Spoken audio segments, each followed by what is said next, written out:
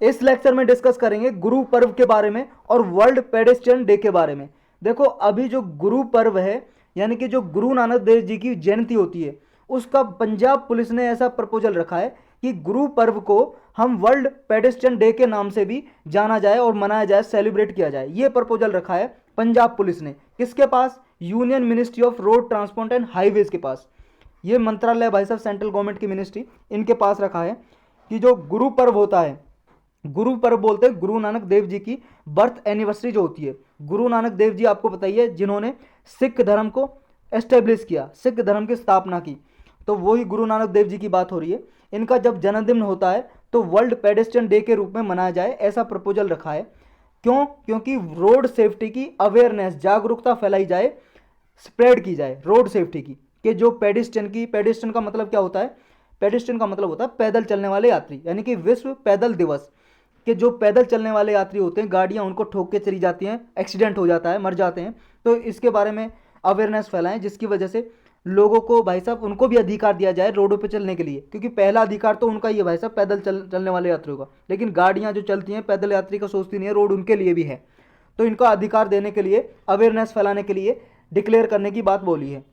2021 में 19 नवंबर को 552वीं ये बर्थ एनिवर्सरी मनाई जाएगी गुरु नानक देव जी की, गुरु पर्व के रूप में। तो इसके बारे में पढ़ते हैं पहले तो भाई साहब वर्ल्ड पेडेस्ट्रियन डे के बारे में क्यों डिक्लेयर किया जा रहा है ये। देखो ये वननेस का मैसेज स्प्रेड किया था गुरु नानक देव जी ने, कि एकता का। और जो जितने भी फेथ में जो बैरियर्स थे, यानी कि जो बाधाएं थी, चाहे हिंदू धर्म में, चाहे मुस्लिम धर्म में, चाहे किसी और धर्म में, बुद्धिज्म में या किसी जैन धर्म में, जो उनमें बाधाएं थी लोगों के लिए, उनको हटाने की बात बोली थी। और वननेस का, कि सभी लोग एक हैं, एकता का मैसेज दिया था। ये 15th और 16th सेंचुरी में इन्होंने बहुत ट्रैवल किया, और सारा ट्रैवल अपने पूरी लाइफ टाइम में इन्होंने फुट पे किया, अपने पैरों से पैदल चल के। क्योंकि भाई साहब उस टाइम पे तो देखो, जो आज रेल चल रही हैं, हवाई जहाज चल रहे हैं, गाड़ियां चल रही हैं, उस टाइम पे थोड़ी ना हुआ करती थी। 1459 में इनका जन्म हुआ था, उस टाइम पे कहाँ पे ये गाड़ियां थी? तो उस टाइम पे तो जो वातावरण, मतलब जो ये ट्रांसपोर्टेशन के जो यातायात के साधन थे वो क्या थे? या तो नाव से जाते थे, बोट से, या एनिमल पशुओं पे बैठ के, घोड़े पे या मूल्स पे, गधे पे या कैमल्स ऊँट पे या बुलुक कार्ट पे, तो इन पे जाते थे।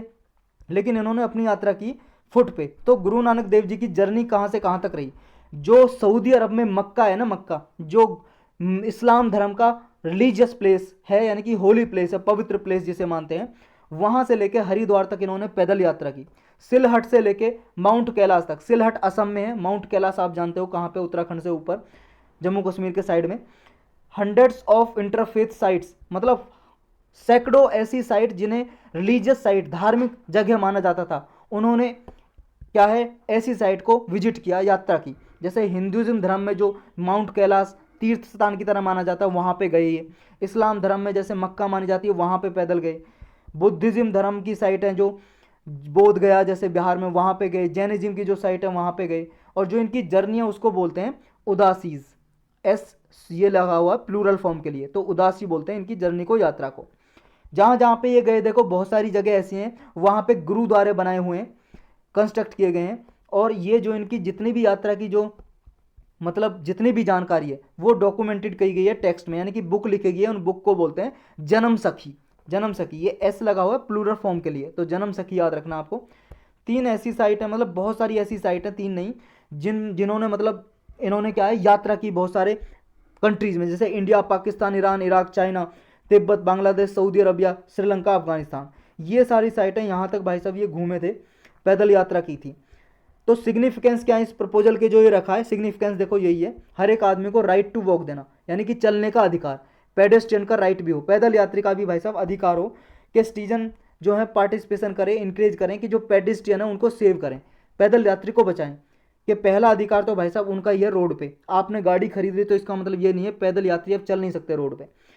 तो ये कम्युनिटी है जो उनकी सेफ गार्ड के लिए, पेडेस्ट्रियन के सेफ गार्ड के लिए, यानी कि जो भी ऐसी कम्युनिटी है किसी देश में जो पेडेस्ट्रियन को सेफ गार्ड करती है, पैदल यात्री की सुरक्षा करती है, उसको डेवलप्ड समझा जाता है, विकसित देश समझा जाता है, और वो सस्टेनेबल डेवलपमेंट गोल्स में भी कंट्रीब्यूट करती है।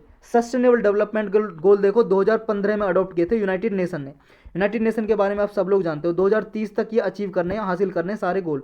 ऐसे 17 गोल हैं, 17 गोल के ही पार्ट है, जैसे 1 नंबर गोल है, 2 1 के पार्ट है, 1.1 1.2 ऐसे 2.1 2.2 ऐसे पार्ट है इनके। तो टोटल मिला के 169 टारगेट हैं और 17 गोल बोला जाता है। हिंदी में तो देखो दोनों एक ही बात है, लक्ष्य या कुछ भी बोल सकते हो, लेकिन अलग अलग नाम दिए। 17 गोल 169 टारगेट, इनको अचीव करना, यानी कि ये भी इसमें सहायता करेगा। पेडेस्ट्रियन डे अगर डिक्लेयर कर देते हैं तो, और पेडेस्ट्रियन के राइट को हम प्रोटेक्ट करते हैं तो। लगभग देखो पंजाब की बात करें, हर साल पंजाब में अकेले 1000 पेडेस्ट्रियन की कम से कम डेथ हो जाती है, एटलीस्ट कम से कम हजारों लोगों की डेथ हो जाती है पैदल यात्रियों की। गुरु नानक देव जी के बारे में थोड़ा डिस्कस कर लेते हैं ब्रीफली।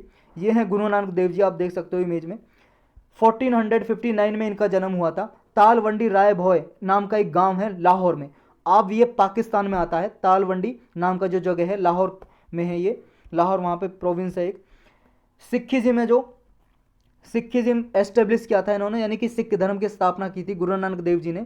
इनके बाद 9 गुरु और आए थे, यानी कि टोटल 10 गुरु हुआ करते हैं सिखिज्म में। उसके बाद जो गुरु ग्रंथ साहिब, जो हॉली पुस्तक है भाई साहब, जो पवित्र पुस्तक है, धार्मिक पुस्तक गुरु ग्रंथ साहिब जिनका नाम है पुस्तक का, अब वो ही गुरु है, उनको ही गुरु मानते हैं। 11वां गुरु कोई नहीं आया था उसके बाद।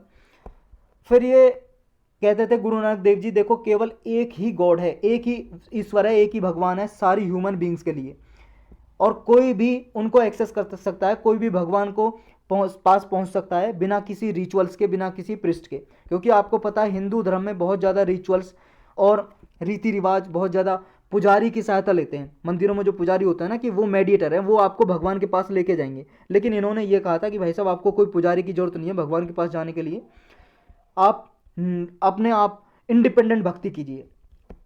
नेक्स्ट इन्होंने देखो जो कास्ट सिस्टम है उसको भी डिनाउंस किया था, मतलब कास्ट सिस्टम जो जाति प्रथा उसके विरुद्ध थे। ये कहते थे कि हर एक आदमी इक्वल है, चाहे कोई किसी जाति का हो या किसी जेंडर का हो, नर हो या नारी हो। इन्होंने देखो जो गॉड है उनका नाम दिया था वाहिगुरु। अभी भी सिख धर्म में वाहिगुरु बोलते हैं, आपने देखा होगा कभी गुरुद्वारे गए हैं तो वाहिगुरु वाहिगुरु का नाम लेते हैं। वो गॉड ही हैं उनके, ईश्वर है, भगवान है, रब है। ये शेपलेस गॉड है, यानी कि ना ही इनका कोई आकार है, निरंकार बोलते हैं हिंदी में, शेपलेस निरंकार। टाइमलेस है, ना ही इनका कोई टाइम है, हर समय प्रेजेंट रहते हैं, ओमनी प्रेजेंट, हर जगह प्रेजेंट है, हर जगह है, इनविजिबल है, ये किसी को दिखाई नहीं देते। और गॉड को सिख फेथ में अकल पुरख भी बोलते हैं, या निरंकार। निरंकार का मतलब शेपलेस ही होता है। और इन्होंने निर्गुण भक्ति को प्रमोट किया था, निर्गुण फॉर्म ऑफ भक्ति। निर्गुण का मतलब है फॉर्मलेस डिवाइन, जिसका कोई आकार नहीं है, उसको इन्होंने प्रमोट किया था। 1539 में करतारपुर जगह है पंजाब प्रोविंस में, जो अभी पाकिस्तान में, वहाँ जाके इनकी डेथ हो गई थी, मृत्यु हो गई थी गुरु नानक देव जी की। गुरु नानक देव जी की जो हिम्न है, ऐसे इन्होंने मंत्र लिखे, लगभग 974 पोइटिक हिम्न है। हिम्न का मतलब एक तरह से श्लोक लिखे होते हैं, वो कम से कम 974 श्लोक वगैरह इनके गुरु ग्रंथ साहिब जो पुस्तक है, होली पुस्तक है जो सिख धर्म की, उसमें लिखे हुए हैं, कंपोज किए हुए हैं।